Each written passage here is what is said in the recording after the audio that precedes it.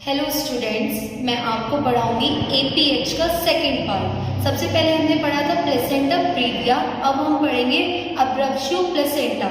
अब्रप्शियो placenta में क्या होता है कि प्लेसेंटा जो इम्प्लांटेड होती है वो नॉर्मली अपनी पोजीशन पे इम्प्लांटेड होती है। जैसे कि हमारी नॉर्मली कहाँ पे अटैच होती है, एंटीरियर पोस्टीरियर वॉल पे फंडल रीजन पे अटैच होती है। इसमें भी वहीं पे अटैच हो रही है, बट क्या होता है कि चाइल्ड की बर्थ से पहले ही वो सेपरेट हो जाती है, उसको बोला जाता है अब्रप्शियो प्लेसेंटा।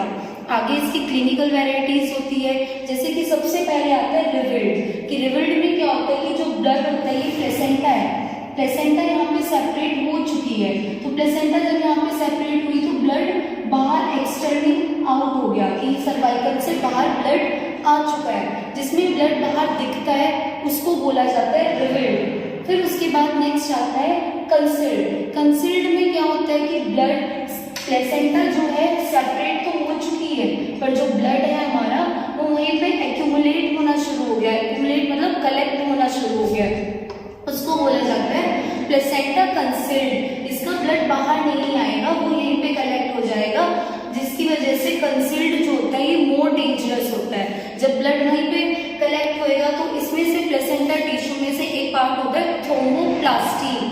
थ्रोम्बोप्लास्टिन रिलीज होना शुरू हो जाएगा, जिसकी वजह से क्लोट फॉर्मेशन होगी। क्लोट फॉर्मेशन होने की वजह से मदर्स के ब्लड सर्कुलेशन में क्लोट्स जाएंगे और उनके मेजर ऑर्गन्स को भी डिफेक्ट करेंगे, इसलिए कंसील्ड को डेंजर बोला जाता है। फिर उसके बाद आता है next part mixed. Mixed most common होता है, ज्यादातर से ये पार्ट पाया जाता है, जिसमें मिक्स्ड में क्या होता है कि ब्लड कई बार बाहर दिखाई भी देता है और कई बार अंदर कलेक्ट भी हो जाता है, उसको बोला जाता है मिक्स्ड। ये क्या था, अब्रप्शियो प्लेसेंटा। फिर आता है कि इसके रिस्क फैक्टर क्या होता है, किसकी वजह से होता है। मेन एक तो होता है एडवांसिंग एज ऑफ मदर्स, कि मदर की एज ज्यादा होगी है उसकी वजह से भी होता है। सेकंड आता है स्मोकिंग। अगर मदर स्मोकिंग करती है तो स्मोकिंग करने की वजह से मदर्स की जो वेसोस्पाज्म होना शुरू हो जाएगा।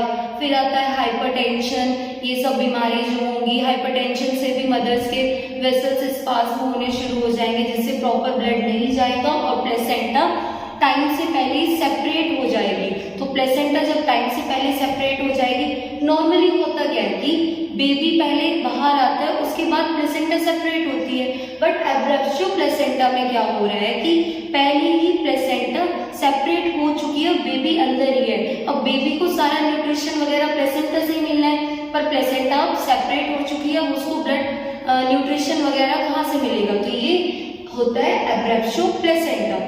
Thank you.